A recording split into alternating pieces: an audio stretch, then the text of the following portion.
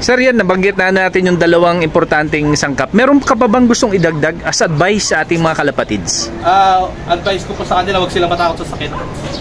Kung ano yung outbreak ng loaf, hindi po ako naniniwala na nagkasakit. Sa manok kasi sir, meron silang tinatawag na pag nagkasakit yung sisiyo, kinakal. Sa ibon, baligtad po. Sa akin, as much as possible, may expose na sila sa sakit. Kahit anong sakit po yan, pinapasok ko yan, minsan sinasadya ko pa. Minsan nagkakarera ako sir, para lang makasakit sila. Yan, sir, kung papansinin nyo sir, 50 to, 6 lang yung north ko yun sir. Kasi yung north kong yun sir, pang-immune ko lang yun sir. Magdadala lang sila ng sakit sa loob, then may immune sila, kakaroon ng outbreak. Pag lumaban ako sir, hindi na sila magkakasakit. Ganun po yung Sir, including baliling ba yan? Sinasabi mo? Baliling sir. Ay, grabe. Including baliling po yun sir. Ang isa rin po sa mga dapat maintindihan nila sir, si baliling po, si PMPM ay cousins po ni NT. Yung tumama sa norte sir, si Newcastle disease, yung farm ng manok. Oo. Cousins po yan sir. Kaya ako sir, hindi ako gumagamit ng PMB vaccine. ND vaccine lang ako sir. Dalawang shots lang, dalawang drops lang yan sir. Dalawang okay na po sila. Sa tagal naman sir, nagbabaliling. Ay, grabe. Hindi naman sila nagbabaliling. Pero, isituit talaga sir na expose ang ibon ko, bulutong, lalo na yung sir, ang pinakamatigas din yung adeno. Pag natamaan ka sa gitna ng race, ang hirap nun sir. Kaya ngayon gusto ko sir, matamaan na sila sa gitna pa lang, dito pa lang sila. Then may cover ko sila, saka ako sila lalaban. Sir, anong binibigay mo na gamot kay adeno? Kasi yan ang talaga number 1 na kalaban natin. Si adeno sir, may dalawang klase kasi akong napansin na adeno sir eh. May isang adeno sir, nakukuha siya sa BS. Yung BS sir, Belgica. Oo. Kinakapsul ko po yun, then binibigay ko sa ibon. Pero pag hindi nag-work yun sir, ibig sabihin nandun ka na sa high level na BS, na adeno. Ginagamitan ko. Kasi ito sir, Iki nagturo sa akin nun eh, honey. Kinakapsul yung honey sir. Tapos talagang pinupurga siya ng honey, yung ibon. Nag-work naman po sir. Honey and the BS. Honey, tapos mas pag hindi nakuha ng honey, ay ng BS, honey na po yung tinitira namin. Eh, grabe ka Sir Alan, napaka-controversial yung mga binibitiwan mo sa amin na info. Yun po talaga yung pamamaraan ko. Number 1 talaga yan sir, kailangan makontrol mo yung outbreak. Di sir, meron ka pa rin kamukha kahit na yung sinasabi mo ay kakaiba. Kasi si Jong Benko, ganyan din ang nakita ko ng pamamaraan eh.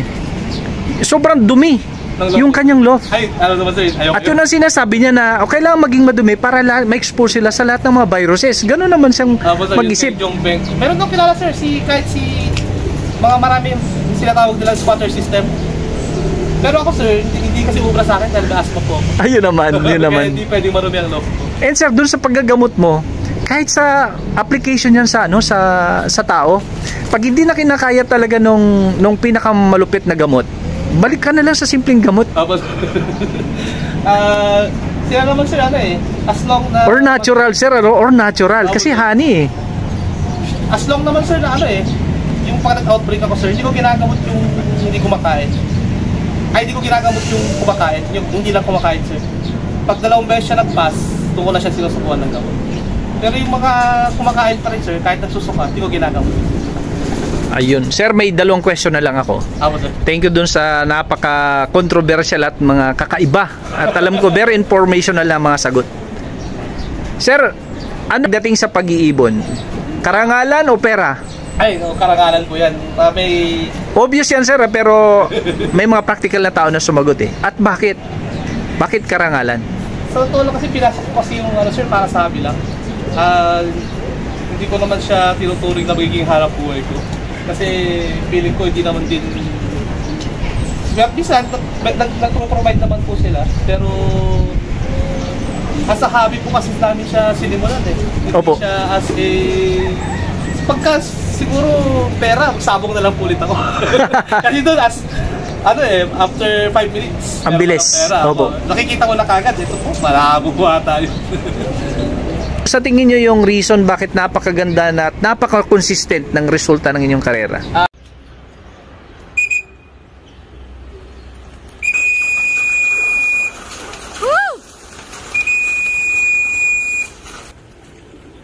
Yun! Babahagi lang po namin kung paano po yung ginagawa namin trapping and flagging sa mga alaga namin. Sa flagging po, ito po yung komunikasyon namin sa mga ibon. Lalagay po kami ng flag dyan. Then, sa una po, 5 minutes lang to. Then, patagal lang patagal. Habang magawa na po nila yung 1 oras.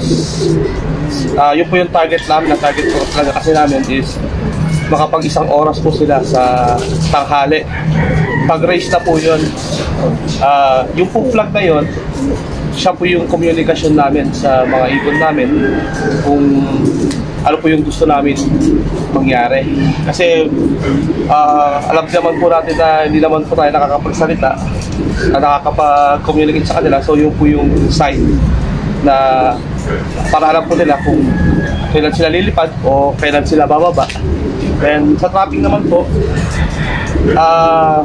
I make sure po na disiplina sila.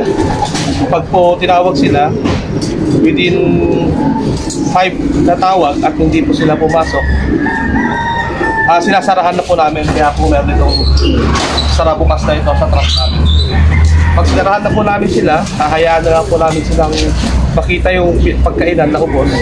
At from there, sa susunod na pagkakataon, hindi na po ulit yun. Unless may iniinda po yung ibon. Inaano ko rin po yung sa flagging, napaka-importante po na maging observant po kayo sa oras na kaya ng alaga nyo. Kasi kung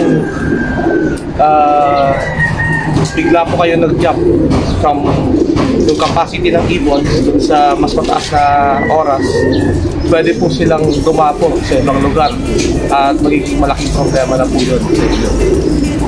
Yun lang po. Shoutout po sa mga kaibigan ko sa Team Malawag, Team Kaba, Team Rosario, Team Quezon, Team Bimale, Team Ligayen, sa family ko. Then salamat din po sa mga mentors ko, Sir Joel po, Joel Regalario, Sir Rico Contreras, at Sir Riking de la Cruz. Maraming salamat po.